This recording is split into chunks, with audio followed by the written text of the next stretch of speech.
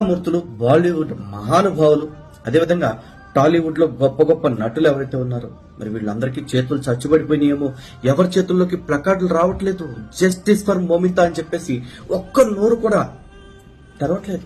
ఎందుకని అంటే హత్రాస్ లో జరిగిన, ఉన్నవ్లో జరిగిన, కతువాలో జరిగిన, ఢిల్లీలో జరిగిన అందరి నోళ్లు లేచాయి. అందరూ మాట్లాడారు, అందరూ బాధపడ్డారు, కొవ్వొత్తులు వెలిగాయి, ప్లకార్డులు వచ్చాయి, అన్ని జరిగాయి. మరి కోల్కతాలో జరిగిన ఈ ఇన్సిడెంట్ మీద ఎందుకు మాట్లాడట్లా? ఇండి కూటమిలో ఉన్న తొండె మూట అంతా కూడా వాళ్ళ నోట్లో ఎవరిది పెట్టుకున్నారు? ఒకళ్ళదొకళ్ళు పెట్టుకున్నారా చేతులు? మీరెందుకు మాట్లాడట్లేదు? ఎందుకు ఖండించట్లేదు? ఏదో నామకార్థం ఒక ప్రెస్ నోట్ అయిపోయిందా?